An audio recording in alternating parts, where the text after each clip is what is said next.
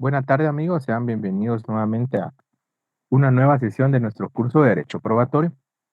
Si ustedes recordarán, pues ya la clase del día martes quedamos abordando sobre lo que eran las garantías del proceso penal contenidas del artículo 1 al 23 del Código Procesal Penal.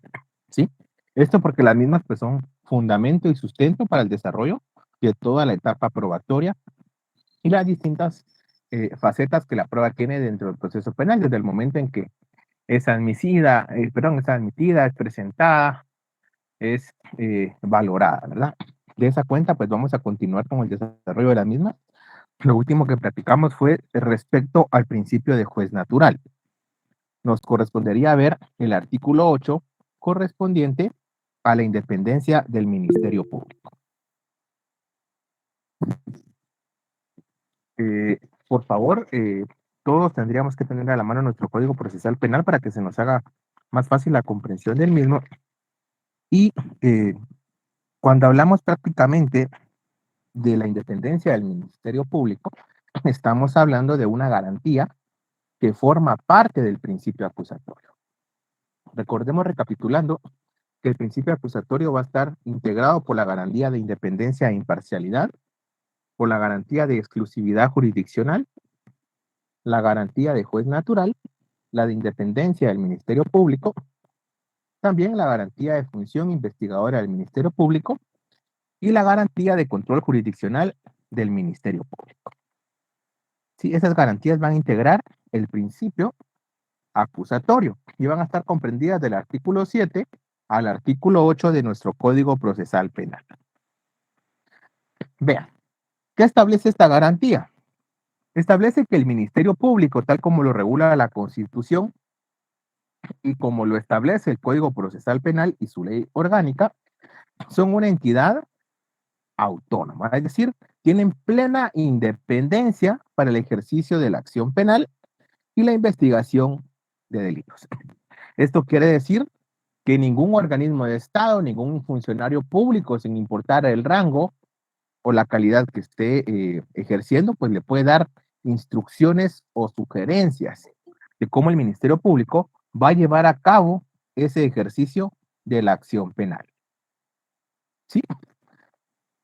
La Constitución y la Ley Orgánica del Ministerio Público, pues sí establecen una estructura interna del Ministerio Público, ¿verdad? Pero desde fuera, nadie le puede decir al fiscal general de la República y jefe del Ministerio Público, a los agentes fiscales, agentes de sección, auxiliares fiscales, cómo deben llevar la acción penal o bien cómo en este caso pues van a investigar los tipos delictivos. Esto prácticamente pues le brinda al Ministerio Público dentro del principio acusatorio una mayor estabilidad en el ejercicio del cargo, toda vez que ellos van a poder actuar sin injerencia externa. No obstante, el Ministerio Público, pues a lo externo está libre de esta injerencia, a lo interno, como les decía, sí se establece una línea jerárquica, ¿verdad? Es decir, el Ministerio Público, a través de su jefe, del fiscal general, sí puede dar lineamientos o sí puede guiar la investigación penal o bien el ejercicio de la acción penal pública. Sí, ya que a diferencia, digamos, de la independencia judicial, donde estos jueces y magistrados no pueden ser removidos del cargo, en el Ministerio Público, pues sí existe esta posibilidad, ¿verdad? Toda vez que el presidente de la República, bajo las causales determinadas en la ley, sí puede separar al fiscal general del puesto, pero tiene que darse una de estas causales. Lo mismo sucede en el hecho, y ustedes lo han visto hoy en nuestros días, que el fiscal general pues mueve a los agentes fiscales, separa a los agentes fiscales o bien destituyen a los agentes fiscales. Esto quiere decir que a lo interno pues sí no existe esa protección, ¿verdad? La protección es únicamente para el ejercicio de la acción penal. Sí, circunstancia pues que no se daba cuando existía el Consejo del Ministerio Público, ya que antes de la reforma prácticamente pues sí existía un ente superior que limitaba el ejercicio del fiscal general. Ahora no, está en poder del fiscal general decidir cómo llevar la investigación o bien si él va trasladando, va moviendo o va separando del cargo a los fiscales y auxiliares fiscales. También decidir o desarrollar cómo se va a llevar a cabo la investigación, ya que no me dejarán mentir, y esto es sabido por muchos a Vox Populi, las fiscalías efectivamente tienen una cuota, sí, pero no una cuota económica, no me malinterpreten, sino una cuota de casos penales. Es decir, a ellos, según la fiscalía y la ubicación, pues sí les exigen cierto número de casos o de sentencias condenatorias, ¿verdad? Y esto porque pues muchos amigos me lo han comentado al interno del Ministerio Público, donde muchas veces el auxiliar o el agente fiscal no acepta ciertas circunstancias, pero no es porque la ley no lo permita, sino es porque no le cuenta para la famosa estadística.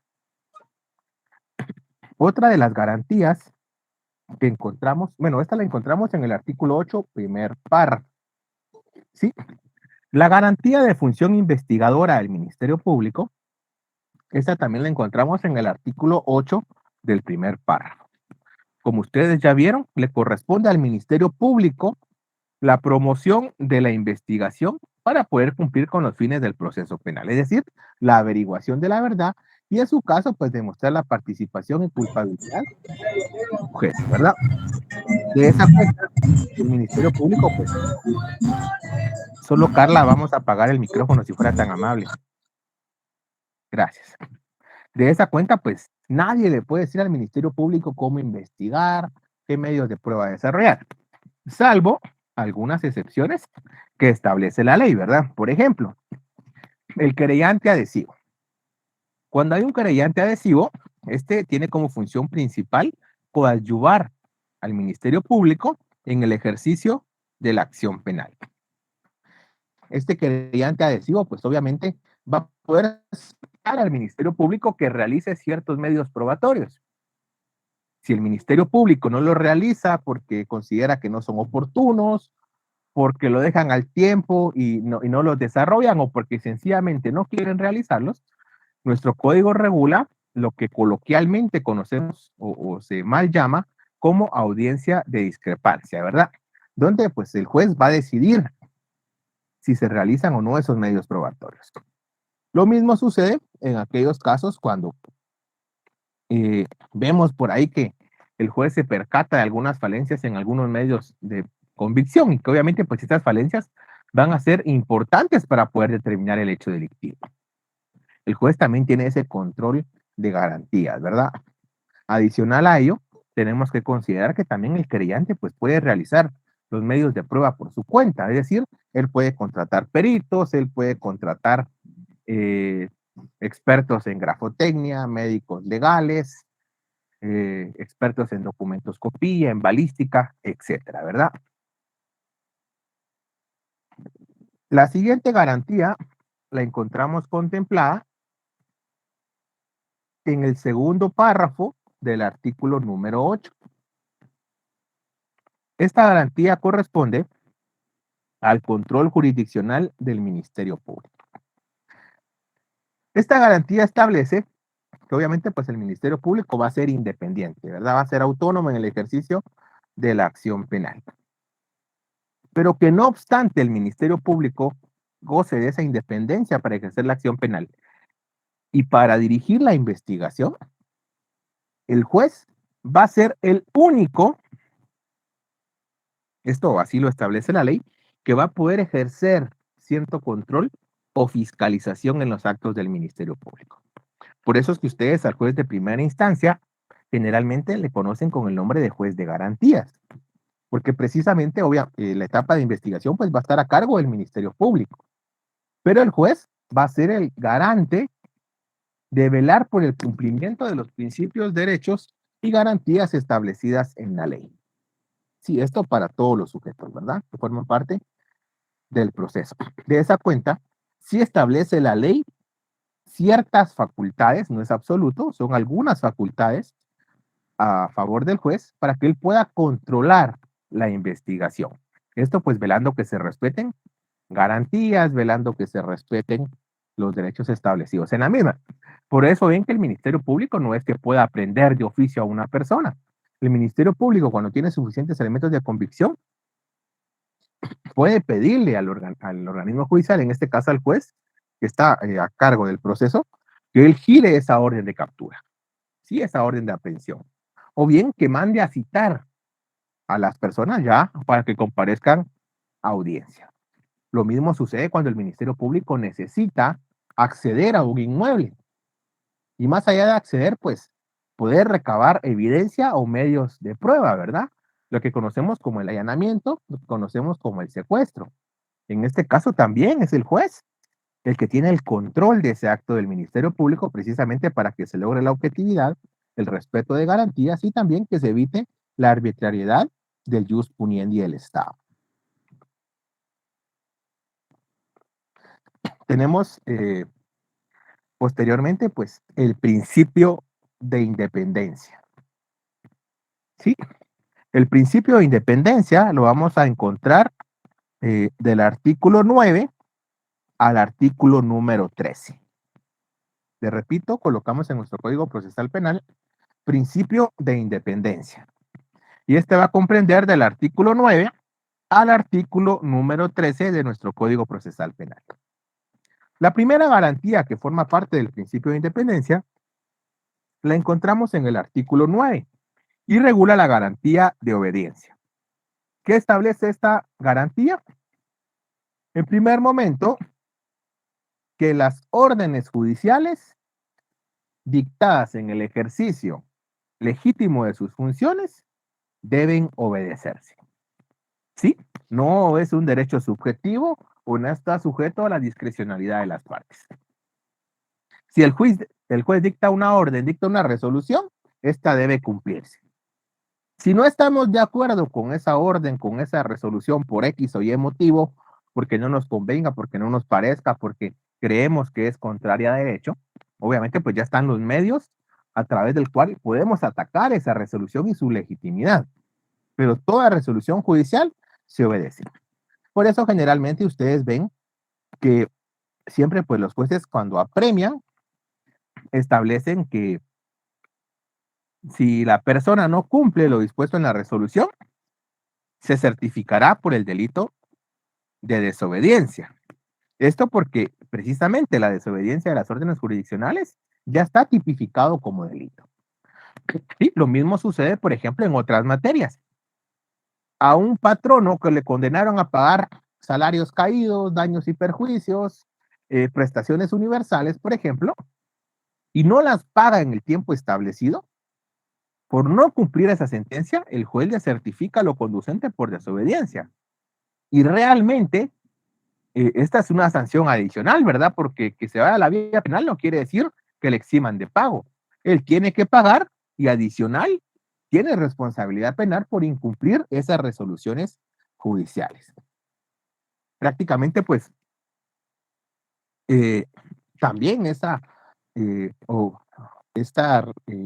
garantía de obediencia, pues no solo es extensiva para funcionarios públicos, ¿verdad? También es extensiva para particulares, ya que todos estamos obligados a acatar la resolución que el juez dicte. De esa cuenta, pues, ya saben ustedes que nadie puede eh, alegar ignorancia de la ley. De igual manera, si nosotros nos sometemos a la justicia del Estado, estamos obligados a seguir el proceso y la forma que dicta la ley. Y precisamente esa forma y ese proceso es acatar las órdenes judiciales.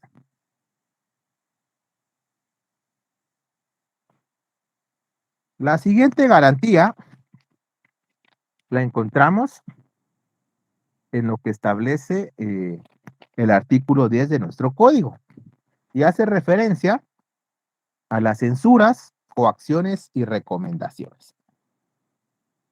¿A qué se refiere esta garantía? El artículo 10 en ambos párrafos prohíbe que todo funcionario público, sin importar el cargo que esté ostentando, todo empleado público, toda persona, toda autoridad, ¿sí? No importa si es nacional o extranjera, interfieran en el ejercicio de la administración de justicia. Esto quiere decir que toda injerencia, impedimento, menoscabo o interferencia en la función jurisdiccional es sancionada y está debidamente prohibida.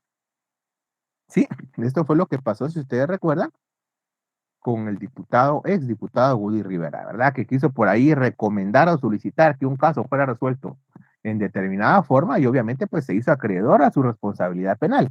Hay algunos tipos como eh, tráfico de influencias, por ejemplo, ¿verdad? Cuando yo me quiero valer del cargo que ostento, del poder que tengo para poder influir la decisión del juez en determinado caso. Esto está sancionado, ¿sí?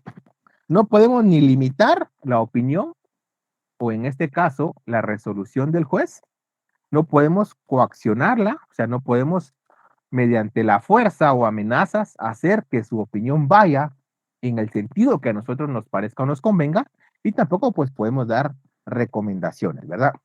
Por eso mismo que también los jueces tienen esa prohibición de emitir opinión sobre los casos que están conociendo. Y no solo por aspectos meramente éticos, sino que es una causal de separación del caso, una causal de excusa o recusación, que el juez haya emitido una opinión previa sobre determinado caso. Esto para evitar que el juez se contamine o bien tenga ya cierta perspicacia sobre el caso. Precisamente esto es lo que busca la garantía de censuras, coacciones y recomendaciones. Evitar toda injerencia externa. Si en algún momento algún funcionario público, algún empleado público o algún particular incurre en una de estas conductas, pues prácticamente el juez o el tribunal o el magistrado tendrá que hacerlo saber a la Corte Suprema de Justicia.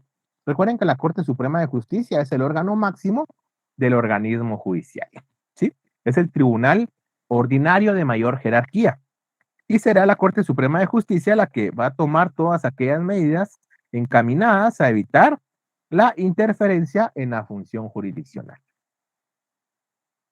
¿Sí? Esto tampoco limita que sea el juez el que presente su denuncia o certifique lo conducente en su caso.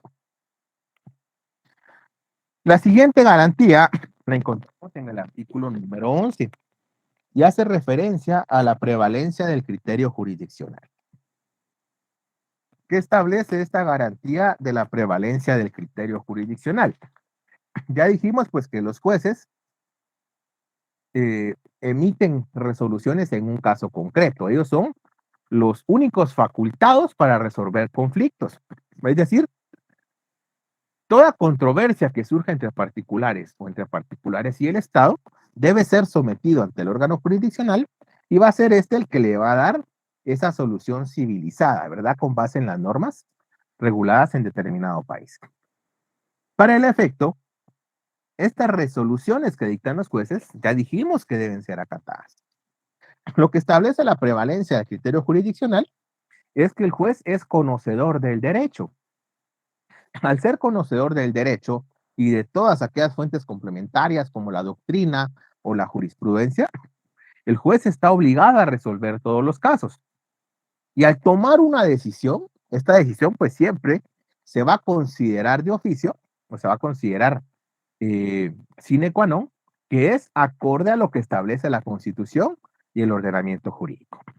De esa cuenta, toda aquella persona que no esté de acuerdo con la decisión jurisdiccional tiene que acudir a los medios o recursos establecidos en la ley para poder impugnar la misma.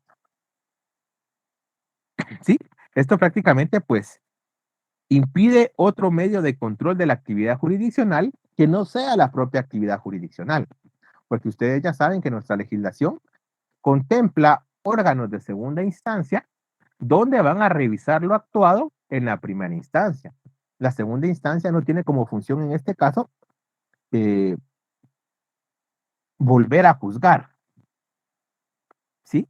Prácticamente pues ellos ya no van a conocer el tema per se, ellos únicamente van a ver que el juez haya resuelto conforme a derecho, ¿sí? Y incluso en materia penal tenemos que considerar que cuando el juez dicta sentencia es un poquito más restrictivo, ¿verdad? Porque si nosotros recurrimos, por ejemplo, mediante una apelación especial, esa sentencia, ya sea por motivos de fondo o de forma, esta apelación especial, la sala de la Corte de Apelaciones, que es el órgano que va a revisar, un órgano colegiado, solo puede verificar los extremos impugnados por la parte. Sí, no puede irse más allá. ¿Cómo sucede, por ejemplo, en materia administrativa, verdad? El Tribunal de lo Contencioso no solo ve la legalidad de la resolución, sino ve la juridicidad. Es decir, ellos sí pueden resolver ultra petito, mientras que en materia penal solo limitarse a lo que se está impugnando. Esto va de la mano con que los jueces y magistrados pues son responsables de sus actos tanto penal, civil y administrativamente. Ya vieron por ahí una noticia donde al juez Miguel Ángel Gálvez, por ejemplo, la Corte Suprema de Justicia, creo que fue ayer, admitió para su trámite un antejuicio. Esto porque lo que buscan las personas que interpusieron este antejuicio, pues es prácticamente deducirle responsabilidades penales al considerar que el juez en el ejercicio de su función incurrió en ciertos delitos. Sí, responsabilidades administrativas, pues ya dentro del mismo organismo judicial y el Consejo de la Carrera Judicial se regula lo que es la Junta de Disciplina Judicial, que funciona como un sistema de régimen disciplinario, ¿verdad? Donde él a lo interno puede tener una sanción administrativa en su expediente. Ya responsabilidades civiles, pues prácticamente podrían ser daños o perjuicios según sea el caso que se está considerando. El artículo 11 bis contempla la garantía de fundamentación o la garantía de motivación. ¿En qué consiste esta garantía de fundamentación o de motivación? Tal como ustedes pueden ver en pantalla, pues esta va a obligar a los jueces a explicar de manera sencilla y en lenguaje comprensible, en este caso, tanto para el imputado como para la sociedad y para todas las personas del proceso, las razones de modo, tiempo, lugar, es decir, hechos y derecho de las decisiones que él adopta dentro del proceso. Recordemos que no todos son abogados, ¿verdad? Por lo tanto, la ley no la va a comprender lo mismo un abogado o un estudiante de derecho que una persona pues que se dedica a otras actividades. De esa cuenta, eh, el juez tiene que detallar, tiene que manifestar los razonamientos lógicos de por qué está tomando la decisión, es decir, debe ser justificada. No puede ser una decisión arbitraria, ya que él sí tiene que hacer esa interacción lógica en la cual pues busca el encuadramiento de los hechos en la norma para poder tomar una decisión. Recuerden que al juez se le presenta la plataforma fáctica, los hechos, la plataforma jurídica, el derecho, y también la plataforma probatoria, es decir, todos aquellos medios de convicción que van a demostrarle la culpabilidad de la persona y de esa cuenta pues desquebrajar esa presunción de inocencia. Por lo tanto, toda resolución, en el caso de autos y sentencias, deben ser derivadas de razonamientos o de acciones intelectivas de los jueces, donde con claridad van a poder establecer qué los motivó o qué los llevó a arribar a ciertas decisiones. Por eso vemos que en la sentencia los jueces indican la valoración que hacen de cada uno de los medios de prueba y qué les demostraron a ellos. Esto pues para poder arribar a esa conclusión. De la misma manera, eh, tenemos que tener en cuenta que el proceso penal es un modo para comprobar hechos y establecer consecuencias. Esto quiere decir que la única forma en un sistema republicano de gobierno donde hay una separación de poderes, prácticamente pues es que exista una justicia como tal, ¿verdad? Una justicia independiente basada únicamente en la Constitución y las leyes. De esa cuenta, se evita ese ejercicio arbitrario del poder público. Por ello mismo, el juez tiene que justificar, tiene que motivar o fundamentar la decisión que está tomando. De la Rúa afirma que para que la fundamentación judicial sea válida, debe ser expresa, clara, completa, legítima y lógica. ¿Sí? Esta es la garantía de fundamentación o de motivación. Encontramos también en el artículo 12 la garantía de obligatoriedad, gratuidad y publicidad. Esta garantía establece que la función de los órganos jurisdiccionales, es decir, de los distintos tribunales de justicia, ya sean de paz, de primera instancia, tribunales de sentencia, salas de apelaciones, cámaras de la Corte Suprema de Justicia o Corte Suprema de Justicia, van a ser obligatorios, gratuitos y públicos. Es decir, obligatorio porque es una función del juez ejercer esa jurisdicción dentro de la competencia que le ha sido asignada. Gratuita, porque ellos no pueden cobrar más allá de los emolumentos que les paga el organismo judicial. Y pública, pues porque es accesible para todos, ¿verdad? Ya ven que la misma Constitución regula el libre acceso a los tribunales. Esta publicidad únicamente se ve limitada, tal como ya lo vimos, en aquellos casos que la ley así lo contemple, ¿verdad? Como pueden ser delitos sexuales, el tema de juzgamiento de menores, o sea, de niños, niñas o adolescentes en conflicto con la ley penal, etcétera, ¿verdad? O que la investigación pues amerite que el proceso esté reservado por un tiempo. En el artículo 13 se regula la garantía de indisponibilidad. Esta garantía de indisponibilidad, si ustedes ven prácticamente lo que establece el artículo 13, dice que los tribunales no pueden renunciar al ejercicio de su función, sino en los casos de ley. Los interesados no pueden recurrir a un tribunal distinto del reputado legalmente competente. Esto pues prácticamente contempla dos prohibiciones, ¿verdad? La primera es la prohibición al órgano jurisdiccional de renunciar al ejercicio de administrar justicia. ¿Sí?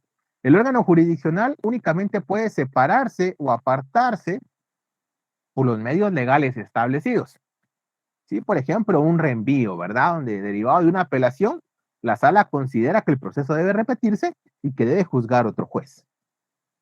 En ese caso podría ser, o bien el caso de excusas, impedimentos o recusaciones. También establece la prohibición para que los interesados puedan acudir a un tribunal distinto. Sí, es decir, yo únicamente puedo acudir ante el juez competente, pero no ante el juez que yo quiera. De esa cuenta, ya tenemos que ver que la legislación pues nos da competencia por razón de materia o el asunto, competencia por razón de grado, sí, competencia por razón de territorio, por razón de turno, etcétera, ¿verdad? Y al conjugar todos esos elementos de la competencia, yo voy a saber qué juez es el competente. Pero ¿qué sucede en aquellos casos cuando prácticamente pues hay varios jueces que puedan conocer el hecho? Sí, por ejemplo, aquí en la ciudad tenemos más de 10 jueces penales, más de 10 juzgados penales de primera instancia. Sí, no es que yo se la puedo llevar al juez primero, al juez quinto, al juez séptimo, porque es mi cuate, o porque este sí condena, o porque este no condena, no. Cuando hay muchos jueces, se establece un sistema de división del trabajo.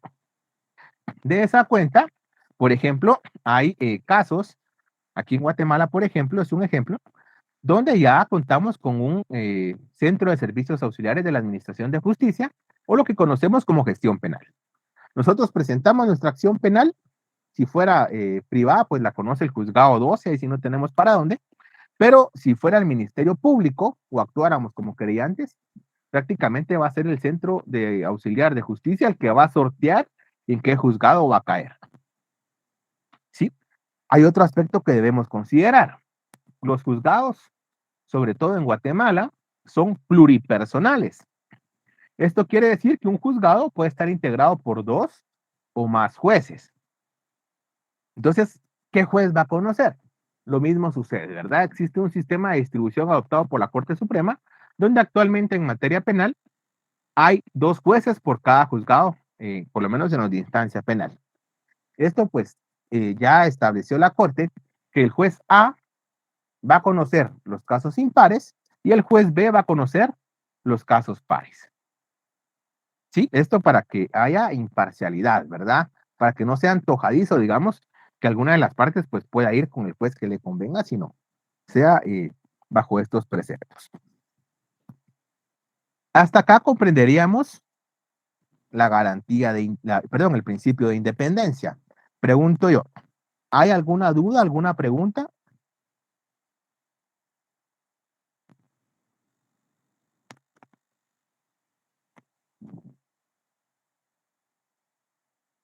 También No le recordarles que ya comunican les al... comunicó Moisés que pueden llenar asistencia, ¿verdad?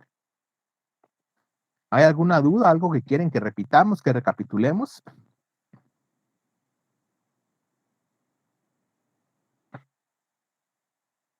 Bien. Entonces, si no hay dudas, vamos a continuar. Eh,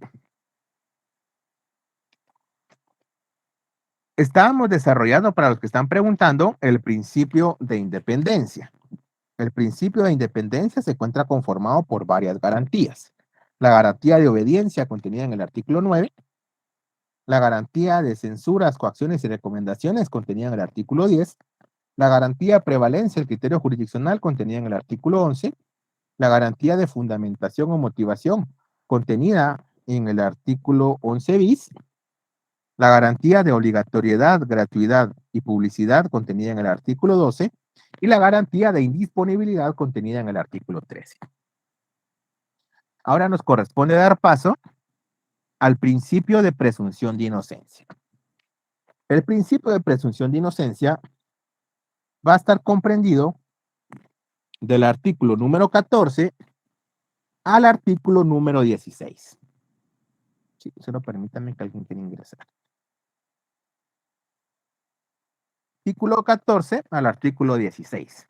¿Qué garantías va a comprender esta presunción de inocencia? Si quieren, las vamos marcando. Por ejemplo, comprende la garantía de tratamiento como inocente. Esta garantía de tratamiento como inocente la encontramos en el primer párrafo del artículo 14, por si gustan anotarla. Comprende también la garantía de interpretación restrictiva. Esta garantía de interpretación restrictiva la encontramos en la primera parte del segundo párrafo del artículo 14. Primera parte del artículo 14, garantía de interpretación restrictiva. También va a estar comprendida la garantía favor rey. La garantía favor rey la encontramos contenida en la segunda parte del artículo número 14. La garantía de excepcionabilidad de las medidas de coerción la encontramos regulada en el tercer párrafo del artículo 14. ¿Sí? Tercer párrafo del artículo 14. La garantía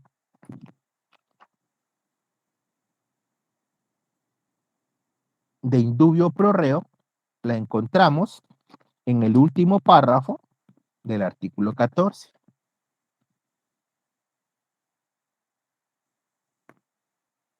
La garantía de declaración libre la encontramos en el artículo 15. La garantía de respeto a los derechos humanos en el artículo 16. La garantía de tratamiento como inocente. Sí, estamos hablando del principio de presunción de inocencia. La garantía de tratamiento de inocente establece que el imputado no puede ser tratado ni considerado culpable. Esto quiere decir que se le deben garantizar todos aquellos principios o derechos establecidos en la ley a su favor, ¿verdad? Recuerden que una persona ya puede ser considerada culpable cuando exista pues una sentencia firme que establezca ese extremo. De lo contrario, toda persona es inocente hasta que se demuestre lo contrario. Esto pues exige que exista un proceso con todas las garantías establecidas en la ley, que en ese proceso pues esté a cargo de un juez natural, se respete el debido proceso, el principio de legitimidad, el principio de legalidad, que también exista una plataforma probatoria que pueda hacer que el juez pues arribe a este extremo, ¿verdad? Que la persona es culpable. Con la mínima duda que tenga el juez, está obligado a liberar. ¿Sí? La mínima duda está obligado a liberar. Es decir, que el Ministerio Público tiene la obligación no solo de la carga de la prueba, es decir, aportar elementos de convicción para demostrar la culpabilidad de la persona, sino de demostrar, más allá de toda duda razonable, que esta persona cometió el hecho. De esa cuenta, pues prácticamente el imputado en todo momento tiene que ser tratado como inocente y va a ser culpable cuando esa sentencia esté debidamente ejecutoria, es decir, que las partes hayan consentido de la misma y no hayan impugnado, o bien habiendo impugnado, pues ya se resolvió y no se modificó dicha decisión.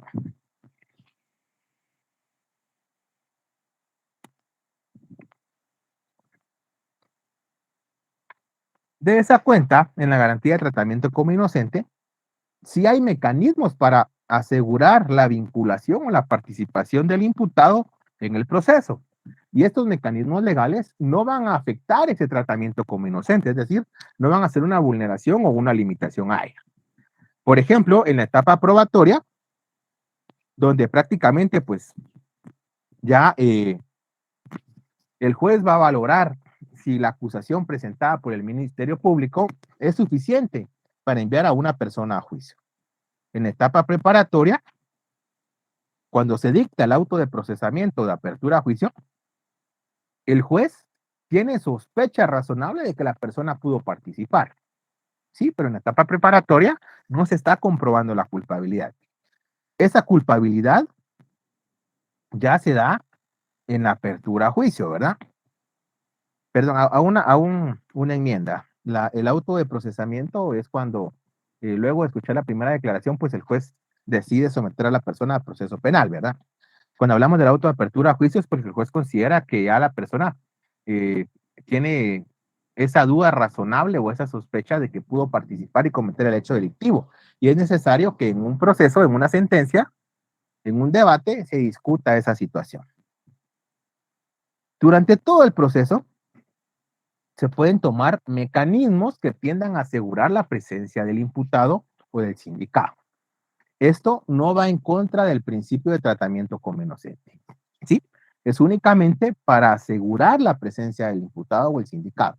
Ya dijimos que la ley penal, en todo su contenido, tiende a la libertad. La regla o la general es esa. La excepción sería la prisión, ¿verdad? O las medidas de coerción. De ello, pues ustedes se dan cuenta que el abuso de esa prisión preventiva regulada en nuestra ley ha hecho que las cárceles se encuentren saturadas, ¿verdad? Yo creo que tenemos más personas en prisión preventiva que condenados. Y precisamente es por eso se ha hecho un mal uso o un abuso de este tema. En la garantía de interpretación restrictiva contenida en el artículo 14, segundo párrafo, aquí pues ya en materia penal, por regla general, también en materia tributaria, la interpretación debe ser eminentemente restrictiva. Es decir, se le debe dar el menor alcance posible al contenido de las palabras.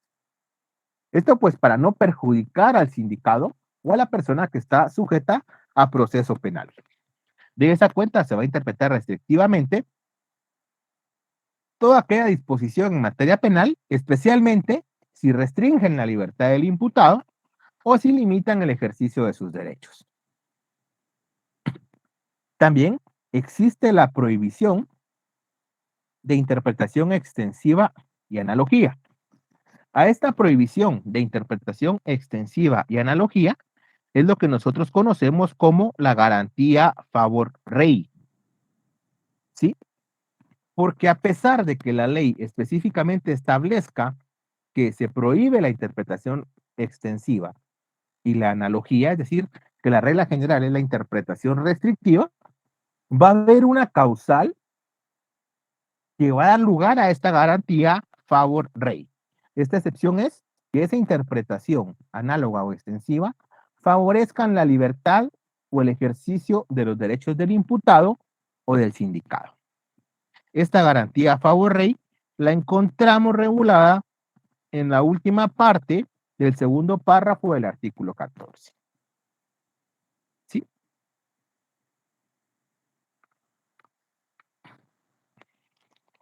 También tenemos la garantía indubio pro operario.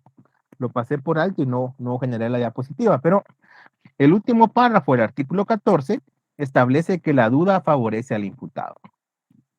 Perdón, es indubio pro reo, perdón. Esta garantía de indubio pro reo establece prácticamente que el juez debe tener certeza de que la persona participó y que la persona realizó el hecho considerado como delito falta. Si el juez tiene esa duda, donde obviamente pues él tiene cierto grado de certeza, pero no está convencido al 100%, el juez debe liberar, el juez debe absolver. ¿Sí? Un juez de garantías, y en este caso un tribunal de sentencia, no pueden condenar si esa presunción de inocencia no ha sido desquebrajada o reducida al mínimo. Ante la duda, el juez debe liberar o el juez debe absolver. Por eso vemos muchas veces y somos críticos cuando en las noticias nos enteramos que a una persona pues la dejaron libre y uno se pregunta, bueno, pero ¿cómo la dejaron libre si la agarraron con la pistola, le hicieron la prueba de absorción atómica y dio que él era, hay video, hay muchas cosas, ¿verdad? Entonces, el juez tiene que tener esa certeza, ¿sí? Un colega, por ejemplo, llevó un caso donde un muchacho se acerca a un microbús, eso ya hace un par de años, se acerca y le dispara al ayudante del microbús. Sí, obviamente, pues el muchacho llevaba un capuchón, un sudadero con capuchón, y se da la fuga. A los minutos, PNC lo detiene, le encuentran el arma, le cubren las manos para hacer la prueba de absorción atómica y comprobar pues que él fue. Tienen videos, testigos, etcétera. Sin embargo, el colega logra demostrar que el aspecto físico de la persona que atraparon y el aspecto físico de la persona que aparece en el video disparando es diferente, ¿sí? No solo en estatura, sino en complexión, en color de tez. Es decir, al juez, el Ministerio Público, o el creyente en su caso, deben demostrarle que la persona es culpable. El sindicado no tiene por qué defenderse, no tiene por qué contrarrestar directamente los medios de prueba del Ministerio Público o del creyente, ya que el que está obligado a demostrar la culpabilidad es el Ministerio Público. Y muchas estrategias de defensa, muchos juicios se ganan no porque los abogados demuestren con medios de prueba que la persona no lo hizo, sino atacando las falencias en la investigación penal, en la aportación de medios de prueba, en la aportación de cadena de custodia. Sí, imagínense, por ejemplo, que encuentran indicios en una escena del crimen, la DICRI los levanta, se empieza a llenar la cadena de custodia, y yo no sé si ustedes lo sabían, pero aquí hay un gran tip. Ya la Policía Nacional Civil, por escrito, informó al Ministerio Público que ellos no están obligados a guardar cadena de custodia. Solo con ese oficio muchas personas han salido, porque el juez no tiene la certeza de que la prueba no haya sido manipulada. Y aquí se aplica, ¿verdad? La duda favorece al reo. En la garantía de excepcionabilidad de las medidas de coerción contenida en el tercer párrafo del Código Procesal Penal, se establece primero que las únicas medidas de coerción posibles, es decir, las únicas limitaciones a la libertad y a los derechos de la persona, son aquellas que expresamente el código permite, que el código regula y que el código autoriza. Adicionalmente, establece que la regla general es la libertad. La excepción es una medida de coerción. ¿Sí? En algún caso, por ahí, ustedes se podrán dar cuenta que sí hay limitantes en la ley, ¿verdad? Por ejemplo, narcoactividad, la misma ley prohíbe una medida sustitutiva. En esos casos, pues no podemos hacer nada, ¿verdad? En esos casos no podemos hacer nada. Pero cuando la ley no prohíbe la libertad o una medida sustitutiva expresamente, la regla general va a ser la libertad. Y el juez puede tomar aquellas medidas que considere razonables. A una persona que lo agarran, ya sea por andar manejando ebrio, el juez puede deducir una responsabilidad de conductores o una falta según hay algún lesionado o no.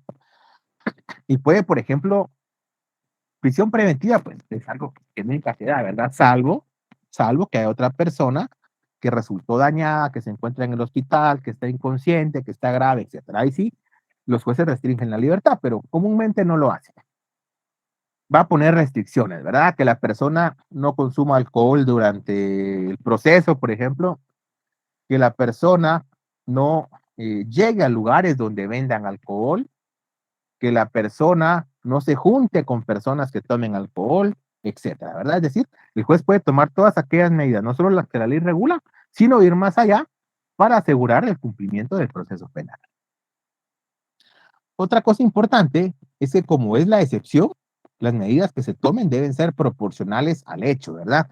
No le voy a poner yo una lista de medidas de coerción si la afectación al bien jurídico tutelado pues no es tan grave o tan relevante, ¿verdad? O sea, no va a ser lo mismo una medida de coerción en un delito de asesinato o de violación que una medida de coerción, por ejemplo, o en una de que agarran a una persona pues en un retén conduciendo ebria. Son completamente diferentes. Del indubio pro reo, pues ya habíamos hablado. Eh, la declaración libre la encontramos en el artículo 15. La declaración libre contempla varios aspectos. Primero, la prohibición de no autoincriminación de la persona. Segundo, a que la persona pueda ser asistido por un defensor de su confianza o que le proporcione el Estado durante el interrogatorio. Y también que exista un ambiente libre de presiones o intimidaciones al sindicado. Es decir, la declaración no es un medio de prueba per se, es un derecho que tiene el imputado o el sindicado. Él puede dirigirse en cualquier momento al tribunal. ¿Sí? Esto pues para que el juez tenga un mayor acercamiento a los hechos o a los motivos del hecho. Esto tiene como finalidad que se pueda dar una reconstrucción objetiva de los hechos y pues esto arrojar mejores resultados, ¿verdad? Adicional a ello, tienen que tomar en cuenta que el hecho de que la persona no declare no le afecta. Y también el hecho de que ella declare y que en algún momento aceptara que cometió el hecho, tampoco lo afecta. ¿Sí? La autoincriminación está prohibida. En la declaración libre, pues generalmente le hacen saber ciertas advertencias, ¿verdad? Tanto en primera declaración, cuando le dan la oportunidad durante la intermedia o bien en debate. Las advertencias son que tienen derecho a permanecer callado, que nadie puede obligarlo a declarar, sino que si él desea, pues enhorabuena. También que él puede declarar y al momento de declarar, pues las otras partes lo pueden interrogar o el juez le hace saber que puede declarar y que las otras partes no lo interroguen. Esto ya está a decisión del sindicado o del imputado.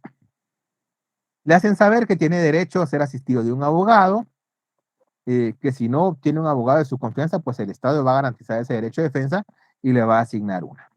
Y también que cualquier declaración ofrecida no puede ser utilizada en su contra.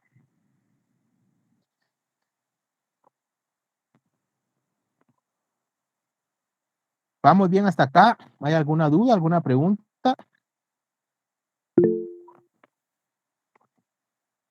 Adelante, Hugo. Sí, buenas tardes, licenciado. Fíjese que tengo una duda. A ver cómo me expreso. Con respecto a la custodia de los indicios que recoge el Ministerio Público en una escena del crimen. Hasta donde yo tengo entendido, los técnicos recolectores de evidencia en la escena del crimen, ellos, a través del método que ellos eligen, ¿verdad? De la recolección de los indicios, los embalan. Es el auxiliar fiscal, creo, porque fiscales generalmente no se hacen presentes. Ellos garantizan pues que esos son los indicios que se recogieron, pero yo tengo duda cuando dijo usted que en un juicio hay personas que andan en el juicio porque dicen de que no fue la Policía Nacional la que participó en la custodia Le de los... comento, le Ajá, comento, hay diga. indicios que quedan a cargo del organismo judicial en el almacén judicial. Hay Sí, es indicios cierto. que quedan bajo el control del Ministerio Público. El Ministerio Público tiene almacén y bodega de evidencias. Hay indicios que el juez muchas veces los deja bajo el control de PNC. Pero si no, ¿dónde Hugo se explica usted el hecho de que los serenazgos estén llenos de vehículos chocados? Ese es un claro ejemplo. Muchas veces también la evidencia que está a cargo del Ministerio Público, el Ministerio Público la traslada a la Policía Nacional Civil. Y no solo ahí, Hugo, el INASIF está jugado en sus bodegas de evidencia que el Ministerio Público no ha ido a recoger. Es decir, por eso la manipulación de evidencia, la recolección de evidencia es bastante importante, ¿verdad? Porque imagínense, nosotros podemos tener el video, podemos tener el arma, pero si se rompió la cadena de custodia, esa prueba no puede ser valorada. Y sin pruebas, el juez está obligado a absolver. Gracias, licenciado. Sí, tiene razón. Yo me limité solo a pensar en los indicios en una escena donde hay, digamos, disparos, ¿verdad? O cualquier cosa que se pueda recolectar cualquier indicio. Exacto. Sí, cierto, yo conozco los No, y almacenes ahí. recuérdese que los primeros que llegan a la escena, además de los metiches, pues son los bomberos, ¿verdad? Cierto, contaminan la escena. Posteriormente, después de los bomberos, llega PNC. Ajá. Aquí, por ejemplo, en Guatemala es el más amplio, pero Guatemala, la DICRI, tiene varios grupos trabajando simultáneamente. En Misco, Villanueva, por ejemplo, hasta donde yo recuerdo, tenía un grupo por cada municipio. Y a veces la gente decía, es que el Ministerio Público 3 horas que los llamaron y no vienen. Pero si solo hay un grupo por turno y tienen un evento previo, ellos hasta que no trabajen la escena como debe ser, no pueden irse a una segunda escena. Por eso explica, digamos, el hecho de que a veces ustedes se han percatado que dicen, ya, el muerto lleva ahí tantas horas y el Ministerio Público no se aparece. Pero es porque están trabajando una escena previa. Y no porque tengan varias, van a hacer todas a desorden, ¿verdad? O sea, tienen que hacerlo bajo ciertos parámetros, ciertos protocolos, ciertos mecanismos, como usted bien ha indicado. Sí, ok. Muchas gracias, licenciado, muy amable, gracias. Para servirle. Gracias. Vean, para culminar el día de hoy vamos a hablar de la garantía de derechos humanos, que es la última garantía del principio de presunción de inocencia. El artículo 16 establece la obligación de que todos los jueces o todas las autoridades que intervengan en el Ministerio Público, Policía, Ministerio Público, Defensa Pública, INASIF, etcétera, deben observar el principio que los derechos humanos van a prevalecer sobre todo. Los derechos humanos regulados tanto en la Constitución como incorporados a través del bloque de constitucionalidad por el artículo 44 o control de convencionalidad establecida en el artículo 46. ¿Sí? Los jueces van a ser prácticamente esos operadores constitucionales, garantes de velar porque esos derechos se respeten. ¿Sí? Ellos también pueden tomar medidas en algún momento correctivas si esos derechos no se respetan. Imagínense que a mí me contrata don Hugo para realizar la defensa en su proceso. Y yo como abogado no realizo esa defensa per se, ¿verdad? El juez me puede certificar a mí lo conducente por una defensa desleal, por una defensa que no se realizó bajo todos los parámetros y garantías. Esto prácticamente establece el artículo 16. Mañana vamos a hablar sobre lo que es el artículo 17 al artículo 23, es decir, ya nos faltan únicamente dos principios, que es el principio non bis in idem y el principio de defensa. Sí, mañana también empezamos a ver ya prácticamente las nociones del derecho probatorio, el objeto de la prueba, prueba admisible, cuáles son los principios del derecho probatorio, cuáles son las fuentes del derecho probatorio, entre otros. También les quisiera decir con tiempo, esto para que ustedes estén enterados, que el día lunes 20 vamos a tener nuestro segundo examen corto. Este examen corto va a ser sobre los medios de prueba contenidos en nuestro Código Procesal Penal. Sí, entonces, empecémoslos a leer, por favor. Mañana vamos a hablar de cómo vamos a desarrollar este examen, donde pues prácticamente vamos a tener los 15 puntos de zona que nos hacen falta y vamos a desarrollar prácticamente pues, para que ustedes se hagan una idea, va a ser del artículo 181 al artículo, ahorita les digo,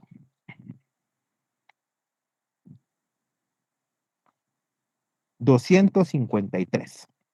181 al 253. Igual de eso, pues platicamos el día de mañana, pero el día lunes, para que ustedes tengan el fin de semana para poder repasar o analizar esos artículos, el día lunes vamos a desarrollar nuestro segundo examen corto del curso. Que tengan una buena noche, que descansen. Nos vemos Feliz el día de noche, mañana. licenciado. Gracias.